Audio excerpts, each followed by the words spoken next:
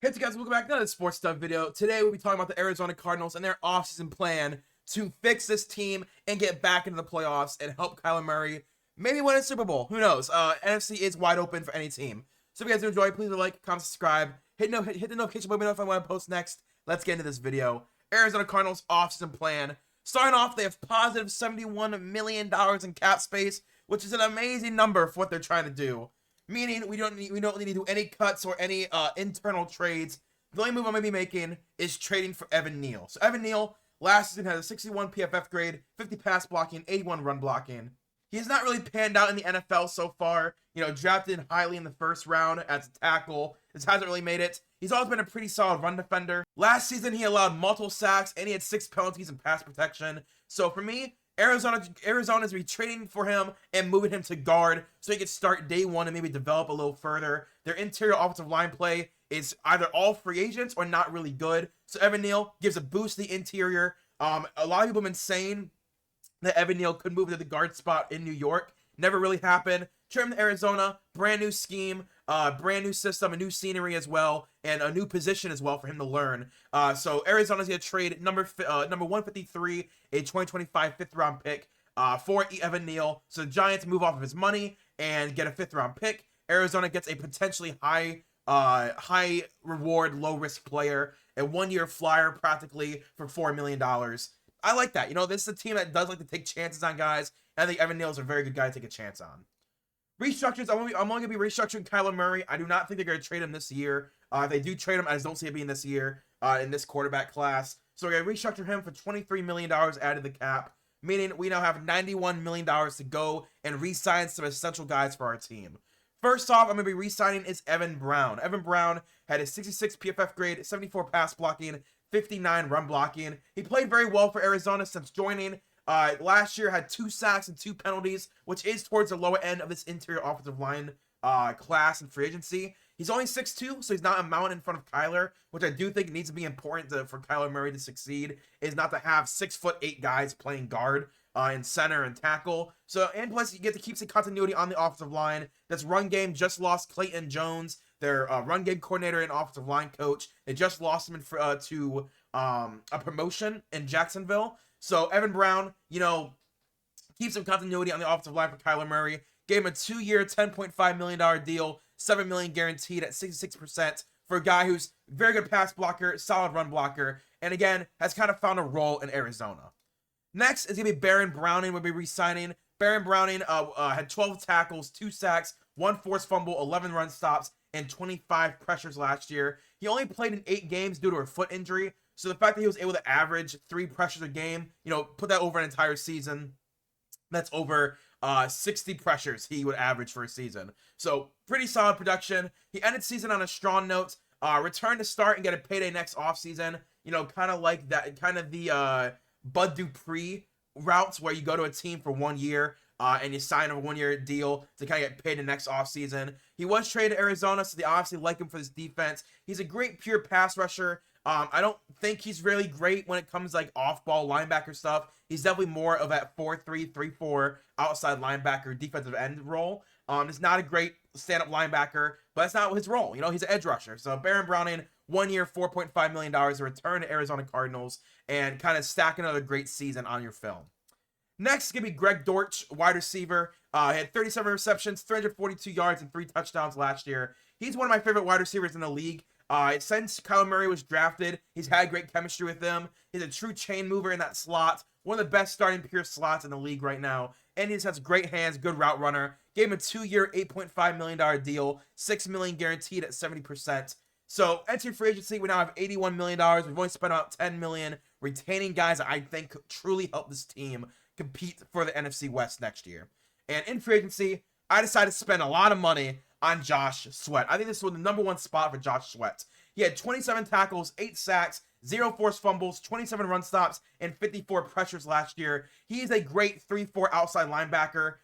Jonathan Gannon is his former defensive coordinator, and Josh Sweat, his best statistical season was 2 years ago under Jonathan Gannon, where he had 13 sacks. Now, I think Josh Sweat had a great playoff run, and his regular season wasn't as good as his playoff run. But I think Jonathan Gannon got the most out of him in the regular season. really started to shine underneath Jonathan Gannon, and it carried over to Vic Fangio. But I gave Josh Sweat a 4-year, $77 million deal, $57.5 million guaranteed at 75% guaranteed. I think what Arizona truly needs is a premier #1 pass rusher. They have a bunch of guys that are mediocre, average to below average starters. Josh Sweat comes in, is the #1 bookend edge for your defense that Jonathan Gannon knows how he plays. He played really well underneath Jonathan Gannon, and Josh Sweat knows Jonathan Gannon and what he likes in his pass rushers. So I think not only is he a perfect day one starter, he's a great guy to be like, hey, do what Josh Sweat does, and you'll have success in the system. Next, we have Dietrich Wise Jr. from New England. Dietrich had 11 tackles, 5 sacks, and 20 pressures last year. He's still a solid veteran pass rusher. He averaged about 24 snaps a game, and he still had 5 sacks. That's pretty good. Brings a veteran and a Super Bowl experience to his young defense. Obviously, you have Josh Sweat and Dietrich Wise opposite of each other now, pass rushing. But Dietrich Wise, he's a 3-4 defensive end. He's not a 3-4 outside linebacker. So he's going to be inside of Josh Sweat. But just imagine that pass rushing move of Dietrich Wise next to Josh Sweat on the right side of the offensive line. That's something that you can really be proud of. 1 year, $6.5 million deals. 1 year, $6.5 million deal to get a true starter for you on the inside. Then the next time I'll be grabbing TJ Slayton from Green Bay, another defensive lineman. Last year, 19 tackles, 1 sack, 17 run stops, and 13 pressures. He was a great starting D tackle for the Packers last year. 4-3 defensive tackle right now, but I think he does have the size to make the switch to nose tackle. 3-4 nose tackle. He's 6'5", 330. He's going to bolster the defensive line, and he could improve in the run. Could bolster the defensive line.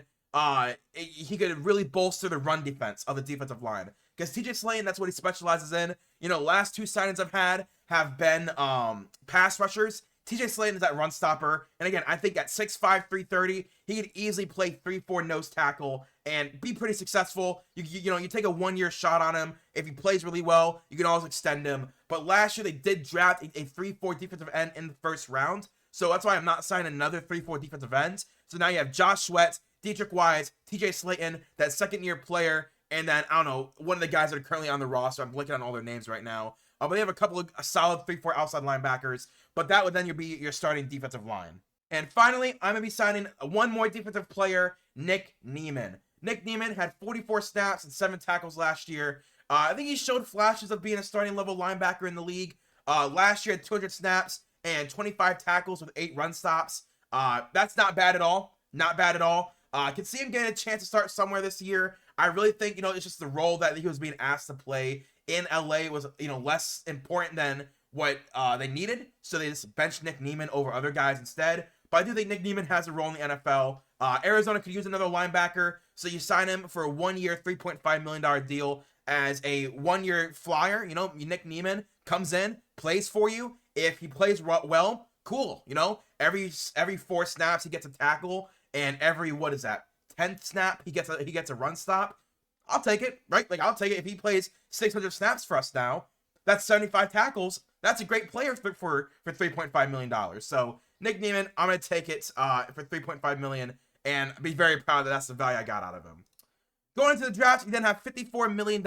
Again, I don't do every single signing. I think offensively, maybe you can go and spend money on another wide receiver. You spend money on another running back or more defensive players. But the Arizona Cardinals have everything in the world that they would want. They have the money, they have the draft picks, and they have a young quarterback that has shown flashes.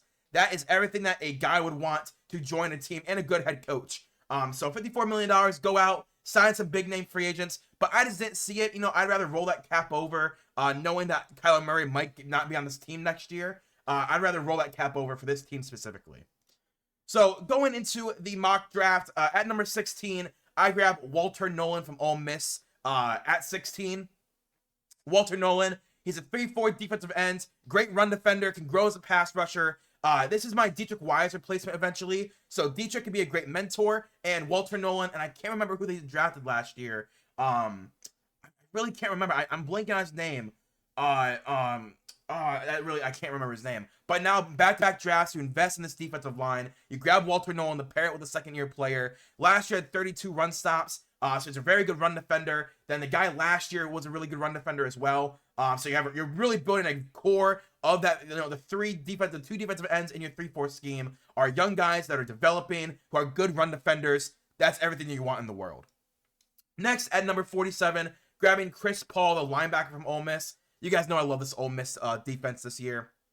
He is an amazing run stopper with room to grow in coverage. So honestly, you're really investing in this run defense with Walter Nolan and then Chris Paul right after him. You signed a lot of edge guys in free agency, so I thought, you know what, let's draft some guys that are really good run defenders. He's a great tackler. He's a good blitzer as well with 6 sacks. So Chris Paul in the blitz, you can rely on him to effectively generate pressures. That's something I think is very valuable. Yes, it gives me a D. I don't care. He's gonna be a 2nd-round pick. Then Isaiah Bond at number 78. Isaiah Bond is a really good deep field threat. Obviously the comp is going to be Xavier Worthy, Texas fast wide receiver that has elite speed, great route runner. That's Xavier Worthy, right? If you can get Xavier Worthy in the 3rd round, that's awesome. The current room is a bunch of possession guys, so add one true speedster, right? Someone who can come in, play 15 to 20 snaps a game, and just run deep routes, right? And Isaiah Bond, again, if you have Michael Wilson, Marvin Harrison Jr., and Greg Dortch, I think there is room for that wide receiver 4 who is a pure speedster. So I think Isaiah Bond can come in and play that role because Kyler loves to throw those deep balls. Then number 113, grabbing Jared Wilson from Georgia. Jared Wilson, I just don't think Kajati Froholt is a long-term option. You let Jared Wilson sit for a year, develop, gain strength, learn the system. He's a great pass blocker. He's only allowed 1 sack in his last 3 years, and he's not too tall to interfere with Kyler Murray's passing lanes. And finally, at 249, grabbing Shiloh Sanders from Colorado. Shiloh, I like him. I think he's going to play the box safety nickel corner in the NFL.